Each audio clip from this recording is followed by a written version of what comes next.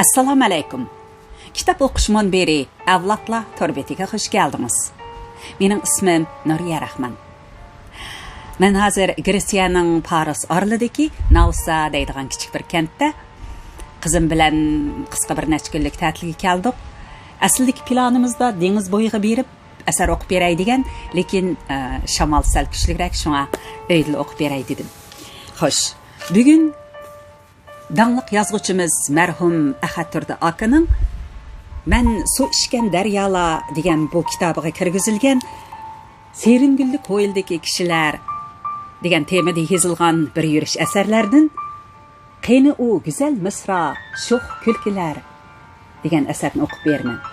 Bu asar danliq shoirimiz marhum Teyipcan Eliyov akaning xotirasiga bag'ishlangan.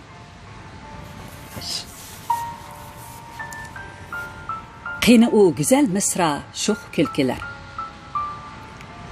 Bu dünyada alem güzellikidek güzellik yok. Onun rangdarlığı, nazaketi, mislisiz iklimi, qıpqızıl şapaq şoğullarga çömgen ufqi, süttek aydın keçeleri, yıldızlar bilen tolgan asman sirleri, adamni ani şu arambaxshlik qo'ynida mangu yashashga chaqirdi va uni umr voyat hurmat bilan kuylashga undaydi. Ataqliq shoir Teyipcan Eliyov xalqimizning ana shu yuksak orzularini kuylagan, yuqori muqamda madiylagan shoirdir. U she'rlarda o'zining oddiyla shoir emas, balki yana buyuk vatan va xalq taqdiridan ayrilmas grajdan ekanligini, onunsiz hayotini, ijodini tasavvur qilolmaydiganligini aniq bilgan vatanparvar shoirdir. O tug'ilib, o'smirlik va yoshlik davriga yetibla jo'shqin, jangovar hayot quchqida, oddiy jafokash mehnat ahli orasida dunyoni, odamlarni tanidi. Shunga keyingi umrida ana shu jo'shqin hayotning mabdoni, shu oddiy mehnatkash xalqning kuychisi bo'lib qoldi. Kitobxumar, she'riyatga amroq xalqimiz o'zining bu chiqishqoq, xushbe'il shoirini chin dilidan so'yib qoldi. Shoirmo xalqni so'ydi. Uning ijodi xalq orasiga kirib ketdi. Shoirga hurmat, albatta adabiyotimizga cheksiz muhabbat nishonasi bo'lib qoldi. Men shoir Teyipcan Eliyov bilan boshlang'ich maktabdagi chog'larimda uning adabiy o'qishliqlarga kirgizilgan she'rlar orqali tanishgan edim. Bolalik vaqtdagi ta'sirot nihoyatda cho'nqur hamda unutilg'isiz bo'ladi. Shu chaqlarda shoirning Kuz oqshimi, Naqshon bilan, Ko'klam chilvisi qatorliq jo'shqin yangil she'rlari bilan T. Eliyov degan yiqimliq nomi avval tilimizga, andin dilimizga o'rnab qolgan edi. Til dilning ayniki, dil ruhning ayniki degan gap bor. Men ana shu aynak orqali shoirni ko'rgan ham uningga bir xil g'oyibona e'tiqod bog'lagan. Yillar o'tdi. Keyin men o'qish uchun Urumchiga keldim. Bu chaqda shoirning beshiga kun tushib, turponga tushirilgan edi. Shuning bilan uni ko'rish va oddiy havaskor sifatida uning bilan sirdishish orzuyim amalga oshmadi. Lekin 1962-yili Xinjiang universitetining 3-yilligida o'qiyotgan kuz kunlarining birida shoir bilan yuz ko'rishish sharpiga muyassar bo'ldim. 1962-yili davlatimizdagi iqtisodiy qiyinchilik rosa palliga chiqqan mazgil edi. Biz studentlar uchun aytganda biror qitimliq qo'rsoq to'yg'izish yanala eng cho'ng baxt edi. Bir kun kechda yotoq binosining orqa tarafidagi 3 burjatlik qopchig'ay boshqacha jonlanib ketdi.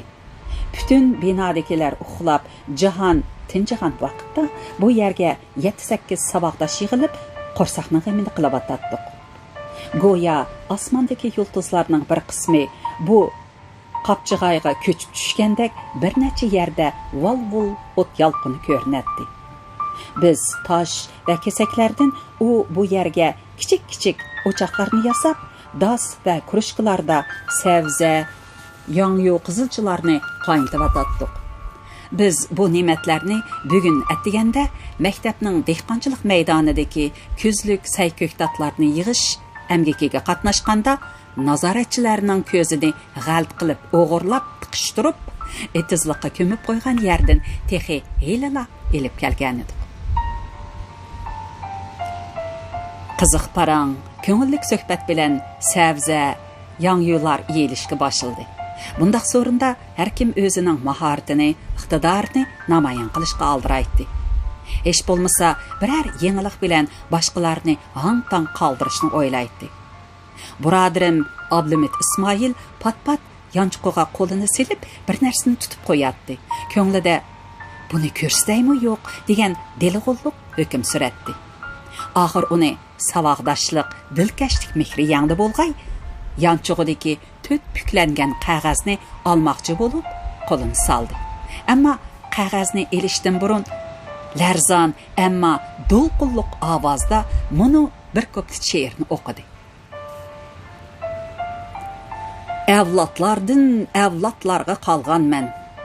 Bir ma'nida xilma-xil nom olganman. Ya millatlik, ya sinipilik chekim yo'q. Odam uchun o'rtaq nisb bo'lganman. Ohoy, to'g'ri katigidan sumroq chiqdimi nima? Dedi bir saboqdishimiz, ham ajablangan, ham qoyil bo'lgan kayfiyatda. Hey, Ablimit, sen yozganlaringni hech kimga ko'rsatmay mashq qilyapman deb yuratding. Bugun ajab pishgan she'rdan birini o'qiyapding-a? Ha, mening she'rim emas, og'inlar, dedi Ablimit va yanchiqdan heliqi qog'ozni ilib menga uzatdi. Buni ko'rib, kimning she'ri ekanligini tepib baqa axat. Men uning qo'lidagi qog'ozni ittik oldim. Sutdek oy nurida qog'ozdagi doni xatlarga ko'z yugurtdim. Birinchi qurda asosanning shikoyati degan xatlar yo'g'on yozilgan edi. Men she'rni o'qib etib, ba'zi yerlarga kelganda hayajondan ovozimni qo'yib etdim. Heyligar haqiqatan uruplab, bozor topdi har yon chepib pusurlab. Shu makkarga chopan bo'ldim, Xizirbab, o'limani eziq turgan shaytonman. Ba'zi yolg'on doklatlarga to'qildim. Utuqlarga nisbat bo'lib sunuldim. Yuqoriga ba'zan shundoq to'nildim. Haqiqatda utuq emas, nuqsonman. Yolg'onchining va'dasining soni yo'q. Kepillikka meni tortib holi yo'q. Surishtirsang natijaning tayini yo'q. Og'zi bilan shahar olgan polvonman. Ba'zi chog'da so'rilmagan xamandin. Gap ochganda bug'doy bilan samandin. Baho bo'ldim naq bug'doyga yolg'ondin. Haqiqatda bug'doy emas, samanman. Meni setib jon baxti ko'p yolg'onchi. U kim desang qo'rqinchoq ham aldamchi. Byurokratlar bo'ldi ona tayanchi. Shuning uchun bo'ldim xeli batnamman. Ana shu yo'sinda yozilgan 28 kupletlik bu she'r qo'ldan qo'lga o'tib bir necha qitimdan o'qildi. Uningdanki cho'nqur she'riy fikr bilan chiroyli vazn qofiyalar hammaylarni o'ziga jalb qilib oldi.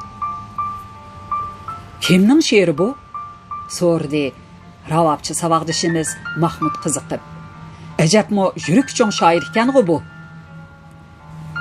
Ras, bu odatdagi shoir emas, dedi Abaydulla qoyil bo'lib. Iqimga qarshi jangchida qiladi. Ha, tepinglar, she'rning avtori zodi kim? Ablimit Ismoil mag'rurlik bilan ko'ksini kerdi. Bir necha shoirlarning ismi aytildi, lekin Ablimit Ismoil hammani rad qildi. Oxiri tepishmoqqa aylanib qolgandek bilingan savolga Ablimit Ismoil o'zi javob berdi. Bu ataliq shoir Teyipcan Eliyevning she'ri. Ha? Amsa matbuotda chiqmagan she'r-ku bu. Bir necha e'lon tangni so'rdi. Sen nereden topding? To'g'ri, bu texi qo'l yozma ekan, dedi Ablimit she'rning kelish manbasini tushuntirib. Biologiya fakultetidagi bir tonishimning dadisi yozuvchilar jamiyatida Kaltkosay boshliq ekan. U mening she'rga xushlar ekanligimni bilgachga, tunugin uni menga ko'rsatkili akapti. Men avtorning ismini chiqarib etib, darhol bir nusxa ko'chirib oldim. Ahvoldan qaraganda bu she'r kurashga tayyorlanayotgan bo'lsa kerak. Hammaylan cho'nqur tartib qo'ydi.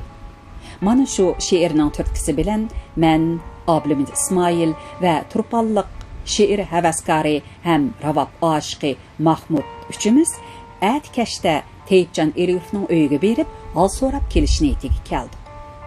Biz atsi uningdan buningdan surishtirib yurib, shoirning baxt yo'lida o'ltirdiganligini bilib oldik. Biz kashki tamoqdan keyin soqol bo'rtlarimizni qirib, hayit oyamli kiyimlarimizni kiyib yo'lga chiqdik.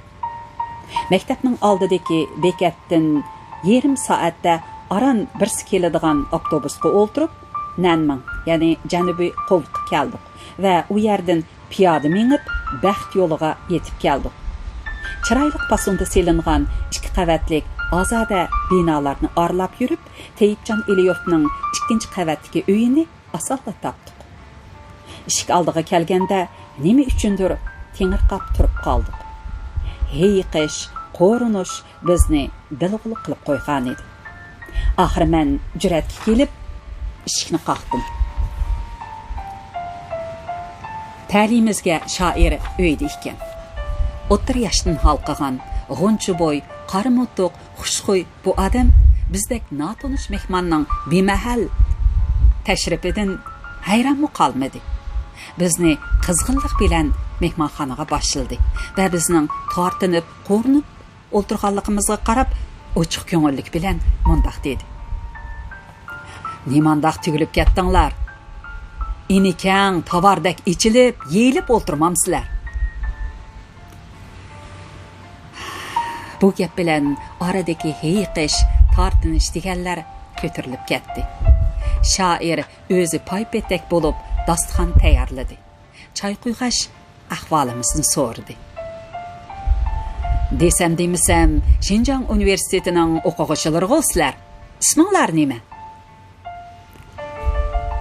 Ablimit Ismoil oldi bilan meni tanishtirdi. Bu Ahad turdi bo'ladi. Ahad? Shoir quyuq qoshlarini yemirdi. Chechan ko'zlaridan bir narsani o'ylayotganligi chiqib turadi. Yaxshi ism, Allohning bir ismi. Bu ism menga tanishtirdi-ku. Ablimit darhol lo'qma soldi. U hikoya yozdi. Bir necha hikoyasi tarimga chiqdi. Durust deb beshnilangishdi shoir. Shunga ismingiz ham tanish, ham yaqinlik bilinib ekanda. Adabiyotga qiziqaman, dedim men o'zimni erkin tutishga tirishib. Andimanda hikoya yozib, o'zimni sinavatman. Tirishing, bal qo'yivatmang, deb meni rag'batlantirdi shoir. Ijodiyat oson ish emas. U xuddi g'avvoslarning suvning taktiga cho'kib, sadaf yiqqiniga o'xshash ish.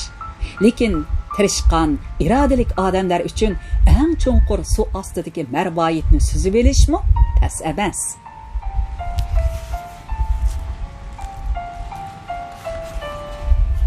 Shu gaplardan keyin suhbat tabiiy holda adabiyot va ijodiyat ustida bo'ldi. Şeir to'g'risida so'z bo'layotganda Tayibjon Eliyev o'z tajribalarini nihoyat ixcham ham meg'izli qilib mundoq dedi. Yaxshi she'r yezish xeyli qiyin. Onunğa pishqan, iqtidorli shoirlarmo birdilla erisholmaydi. Buning uchun ko'p o'rganish, ko'p o'qish kerak. Klassiklardan tortib zamonimizdagi kitoblargacha hammani o'qish, mulohaza qilish kerak. Kitob odamda his tuyg'u uyg'otadi.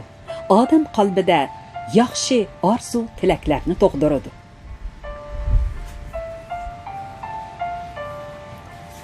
Shu chaqda ayol sahibxon bir taxsa qo'rim elib keldi. Tayibjon Eliyev bulun shkapning ostinqi ko'zini ichib, yo'g'on bir botilkani oldi. "Men sizlarga biror stakandan pivo qo'yib beray", dedi u egiz qirliq stakanlarni shiraga tizib. "Pivo ishkash paranglashayli. Sizlarmi gap qilinglar, malla so'zlasam bo'lmas." Bir stakandan pivo ichildi. Badini sal-pal qizigan Ablamit Ismoil shoirdan to'p-to'g'ri so'radi. "Tayibjon aka, sizli asosanning shikoyatini qandoq yozgan?" "Nima? Siz bu she'rni ko'rdingizmi?" Yondirib so'radi Tayibjon Eliyev hayron bo'lgandek. "Qandoq ko'rdingiz?" "Uni hammamiz ko'rdik. G'oyibdan qo'limizga tushib qoldi", dedi Ablamit. "Yaxshi yozib ekanlar. Bizda cho'nqur ta'sirot qo'zg'adi. Shunga qandoq yozganliklarini bilishga qiziqib qoldik." "U she'rni qandoq yozganligimni o'zimmi bilmayman", dedi shoir o'ychan holda. "Lekin uni menga reallik, haqiqat yozg'izdi desammi bo'ladi. Aslida u tugumas naqshini sazoyi qilgandan keyin bundaq sazgur she'rlarni yozmasman deb edim, lekin ko'nglim qo'ymabdi. Mo'rt kelib qoldi. Men sizlarga tushdiki purush degan hikoyani aytib beray. Boyqi gapimga to'limi mas keladi. Bir mashinchi bor ekan. Yaxshi mollar kelsa, hamisha ko'prak purush chiqarib kesib oladi ekan. Bir kuni tushida patman purushning ostida qiyilib, o'lgidek qiynalibdi. Atsi uyg'onib, buni bir bishorat deb bilib, Xudoga tavba qilibdi. Bundan keyin kishilar haqqiga xiyonat qilmaslikka qasam ichibdi. Har holda o'rgangan ko'ngil yana kesib solmasin deb shogirdlarga "Bundan keyin men ish kesayotganda ustam tushdiki purush deb qo'yinglar" deb chekilabdi. Bir kuni bakmu esil bir mal kelib qopti. Ustam qoychisini elib, onundan kartilditib purush kaskil turibdi. Buni ko'rgan bir shogirdi darhol "Ustam, tushdiki purush" deb ogohlantiribdi. Lekin ustam xotirjam holda "Tushimdagi purushda bu mal yo'q edi" deb javob beribdi. Tayibjon Eliyev bu yomurliq hikoyani tugitib, qandaqkan degandek ma'nida bizga qarab qo'ydi. Biz bu xushchaqchaq, yumoristik to'yg'iga boy shoirga nima deyishimizni bilmay, hirismanlik bilan qarab o'tirib qoldik. Shoir kulib qo'yib, so'zni davom qildi. "Shundoq gap, o'rgangan ko'ngil shundoq bo'ladi ekan. Amal qancha?" Bir pas jimjitlikdan keyin Ablamit Ismoil o'ksinib turib so'radi. "Anglishimizcha bu she'r matbuotda e'lon qilinmay turibla, tanqidga uchraydigan o'xshamamdi." Tayibjon Eliyev ho'diqmadi. Hech ish bo'lmagandek xotirjam holda mundoq dedi. "Ko'nib qoldik ukalar. Aflatun o'limdan qo'rqqan odam bu dunyoga to'ralmasligi kerak debdikan.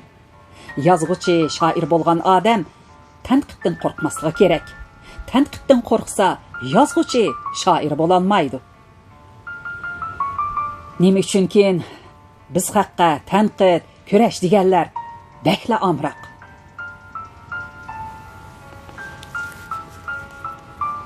Bu so'zlarda jur'at bilan chidammi, sabr, toqatmi, kinoyi bilan og'rinishmi bor edi.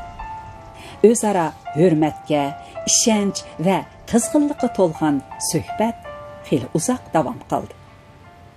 Bu jarayonda Teyipjon Eliyov o'zining xushpe'illigi, ko'ni yangi she'riyat to'g'risidagi bilimining mo'lligi, so'zlarining yumorliq va samimiyligi bilan bizning qalbimizdan yana bir qitim cho'nqur o'rin oldi. Biz tasdiq qo'lga kelgan bu uchrashishdan hayajonlangan, ta'sirlangan holda uydan chiqib xo'shlashadigan chaqda Teyipjon Eliyov biz zodili kutmagan bir gapni qilib qoldi. Bundan keyin meni izlab kelmanglar ukalar. O'quvchilarni qutratdi degan yana bir ataqqa qilib qolmay yana. Bu gapni anglab ko'nglimiz lassada bo'lib qoldi. Ammo ko'p o'tmay shoirning bu gapni qilishdagi niyatini asto'li tushungandek bo'ldik. Bu niyatga yaxshilik, samimiylik va avlodlarni asrash hissi mujassamlashgan edi.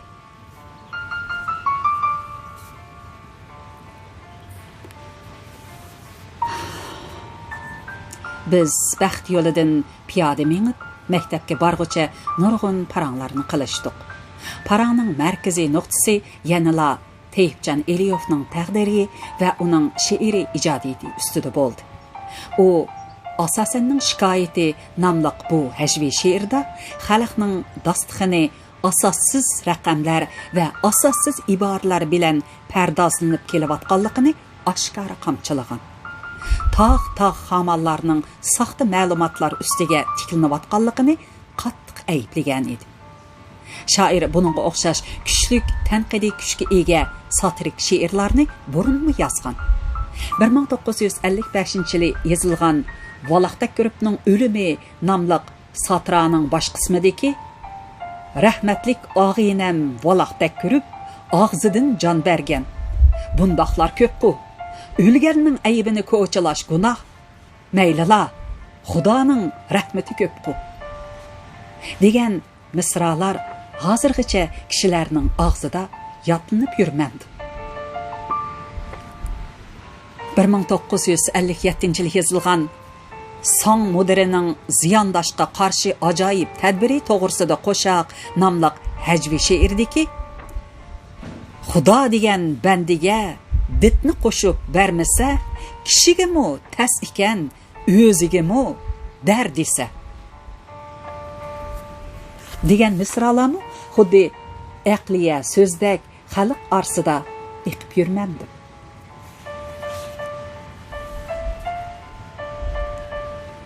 Shoir bu she'rlarda tiniq ijtimoiy ohanglarni, o'z grajdanlik pozitsiyasini, oddiy xalqqa xos axloqiy talablarni haqqoniy va tabiiy bo'yoqlarda ifodalab bergan.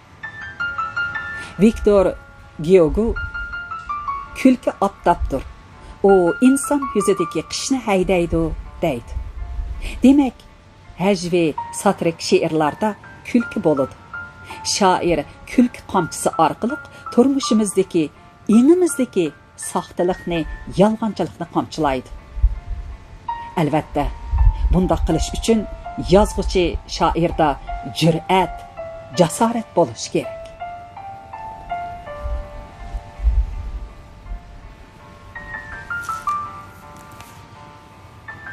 Mavjud rizolat bilan to'lgan erksizlik, haqsizlik, qashshoqlik muhitiga va chirkin hodislarga tik qarayolmaydigan, uni qo'rqmay inkor qila oladigan haqiqiy baxtlik jamiyat barpo qilish yo'llarini izlashga majbur qiladigan, mushti to'gilgan, lekin aloqalari issiq, yuragida o'ti bor farzandlar kerak. Asasenning shikoyati, Valaqdak Grupning o'limi qatorliq satirik she'rlarning muallifi o'z xalqining ana shundoq farzandi edi. O'lik jonlarning avtori Nikolay Gogol, Rossiyada kim yaxshi yashaydi ning muallifi Nikolay Nekrasov, savdoyi xotirasining sohibi Lushin ana shundoq o'g'illar edi.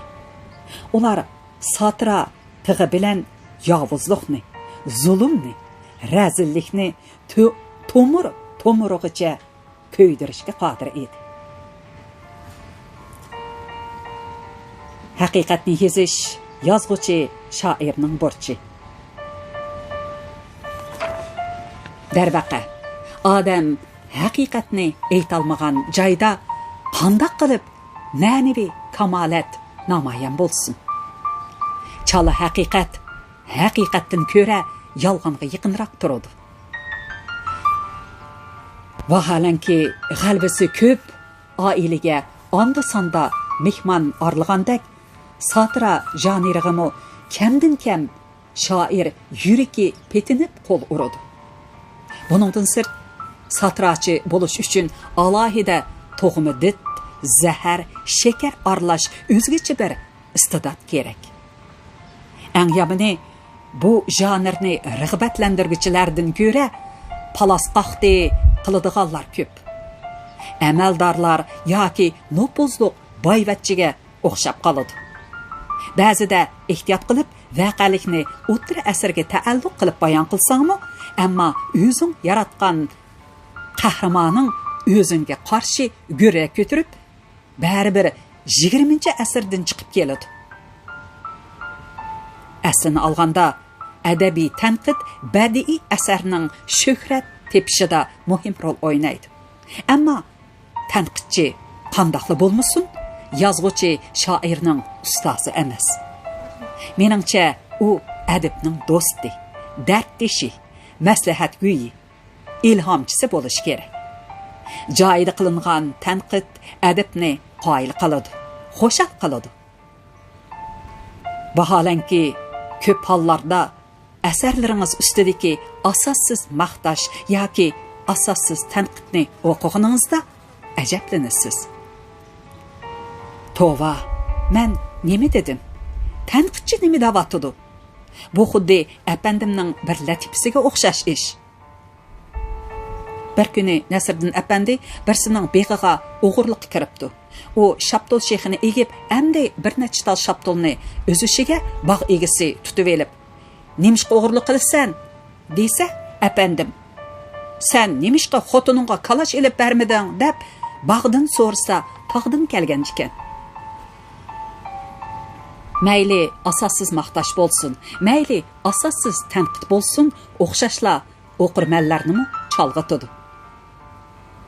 Adibni chalg'itadi. U adabiyotga zararlik. Shoir Teyipjon Eliyov tugumas naqsha, asosanning shikoyati qatorliq asarlarda dal ashundaq qismatga, taqdirning ana shundaq rahimsiz chaqchiqiga duchor bo'ldi.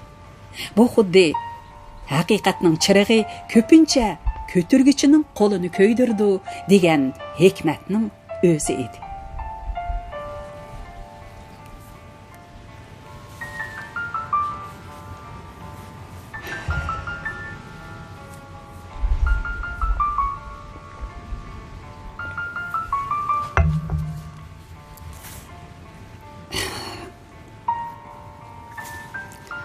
Bu kitobni bilamsizki, bu Teyipjon Eliyovning tugumas naqsha degan temada deki bir yurish she'rlar to'plami.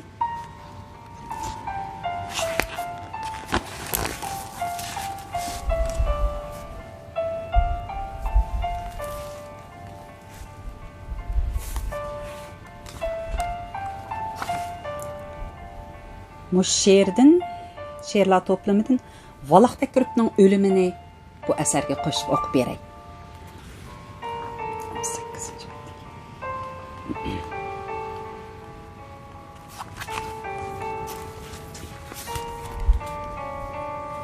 Valaq Takribning o'limi satira. Rahmatlik og'inam Valaq Takrib, og'zidan jon bergan. Bundoqlari jiqqu. Ölgenning ayibini ko'chilash gunoh. Maylila, Xudoning rahmati ko'pqu. U tirik vaqtida xotini Ayxon uy ishlariga ulgurolmaydi. O'zigu Ançıla horunma emas, biroq uyqudan bosh ko'tarolmaydi. Nemişqa desiniz, bichora xotun ololmaydi tuzuk kechasi aram. Eri tushidimu leksiya so'zlab, uning uyqusini qilatdi haram. Gepimiz xotunning ustida emas, Valaqtakurovning xulqiga taalluq. U obdan tugatgan 10 necha kursni basdimu rahbari xodimga loyiq. Keladi xizmatga ancha kechikmay, bo'libmi majlisga doim birinchi. Agar barsang biror majlisdan xabar berdi sana u balki so'yinchi. Muboda sen uni izlamak bo'lsang, nadi majlis bor deb so'raysan jazman. To'nimisan uni belgisi aniq. So'zlashga parvona hammadan so'zman. O plan ustida so'zlasa agar, unutmas qonunni tushuntirishni. Shu yer qaltiski varaqlaydi u qonun tarixini, uzoq o'tmishni. Davrlar tarixi so'zlanar bir-bir. Dastlabki komuna so'zga bir tugun. Shu yerda bir tinib qiladi xitob. Yaxshiroq anglanglar, xizmat yo'q bugun. Ma'lumot berdi shundan keyinla yerning qandoq bino bo'lganligidan. So'z amdi tarixning chekidan chiqib, tabiat ilmiga ko'chidi birdan. Sen bilan bizg'u fanni so'yimiz. Biroq bu leksiya kirmas quloqqa. Majlisdan qochsan javob topolmay, plan qandoq bo'ldi degan so'roqqa. U yana so'zlaydi hammadan beg'am. Chavakni kutidi hayajonlanib, qaynab ketidi qisqiroq degan sharatlarni ko'rmasga selib. Bir chaqda her joydan boshlansa güdük. Yig'ib aytganda deb berar tasalla. Ammo so'z to'xtamas, o'rlaydi shavqun, u endi oxirida deydi aralla. Oxirida turmoq, eng oxirida degini bilanmi tugumaydi gap. Kim biladi, u g'am yeydigandi. Bilmaganlar obdan bilib olsin deb. Ba'zida quyruqi uzilmay so'zning so'ziladi majlis yerim tungacha. Boshlanadi xo'rak bulung-bulungdan. Elektrimi o'chib qolar angacha. Deydi u shu chaqda. Bir-birimizni ko'rib o'ltirishning ahamiyati yo'q. Maqsad bu yerda do'qlatni anglash. Quloqqa o'xshashku, qorong'u yo'ruq. Taqti qalmagan kishilar birdan put uchida dassab qochar g'ipildab. Boshliq qorong'uga so'zlaydi hadab, ba'zida tongmu qalar yiqillab. Bir chaqda boshliqning xumari tutib, tamak chekishga yiqib saranga qarasa oldida ko'rinmas hech kim. Odamning vujudi qolmagan uyda. Shu chaqda og'inam Valaqtakurov terkib qaytdi, uyga keladi. Majlisdan ishib qolgan dokladni xotini Ayxonga so'zlab berdi. U shundoq zerikmas tushuntirishdan. Savolmi hojatsiz uning so'ziga. Ranjitib qo'ymay desingiz uni, ko'rinmagingiz yaxshi ko'ziga. Bir kuni og'inam radio o'zilida 10 minut so'zlashga tepibdi fursat. Biroq vaqt yetmay kirish so'zgimi so'rabdi u yana 10 minut ruxsat. Ruxsat qilmag'ash terkib so'zman, to'xtabdi so'zidan davomi bor deb. Bu ishga javobgar xodimlar koyib tushirib etibdi munbardan haydab. Har kepti bu ishlar og'inamga bak. O'lmabdi, uning birsi bo'pti. Har kepti bu ishlar og'inamga bak. Ölmepti, onun birisi boptu. Kelse idariga u yerden qaytib, nadindir, ambarda o't ketib qapti. Adamlar uluşup tutungan otqa. Pajarni etretge xabar mu ketken. Oğlaşkan adamni körüp ağinem oylaptı sözleşke obdan peyt iken. Yoldaşlar, depti o, kulak selinglar, dövletning mülkini asrash bek muhim. Her qandaq bir ishning mohiyatini bilish kerak, deydi partiya doim. Biroq odamlarning tashvishi o'tda. Leksiya anglashga zodi toqat yo'q. Koyibdi og'inam shunda hammiga, sizlarda nazariya ishqi faqat yo'q. Bir ishni qilishdan avval shu ishning cho'kish kerak-ku tegi taktiga. Shu o'tni tushunmay o'chirgan bilan bo'lmaydi ish cho'nqur futuqqa ega. Hey katib, ma haqni yiqina chapsan, so'zimni anglasin tizilib ratga. Mushundaq paytlarda nazariyani bog'lash bek qolaylik amaliyatga. Shu chaqda odamlar bu so'zni anglab, cho'qan ko'tiribdi, o'g'zi qaynab. Sening leksiyangni tushunmaydi o't, to'la balaqlama tilingni chaynab. Arvohi uchibdi og'inimizning. Bu so'zlar kimlardan chiqdikin qandaq? Shu chaqda haqliq u o'g'i ko'tirsa, haqorat qilamdi rahbarga shundaq. Ko'zi chaqchiyibdi uning shu zaman, so'g'uq dar iqibdi peshonasidan. Boyiqi alamga tutishib bu dard ketkili tas tamas qapdi ho'shidan. Xayriyat, oxir o'tmi o'chibdi. Atsi ko'pchilik majlis echibdi. Rahbarning kechki qiliqi uchun hammadan g'azablik tanqid yig'ibdi. Valoq Takirovning kayfi bek yomon, tun bo'yi tartib kirpik qahmagan.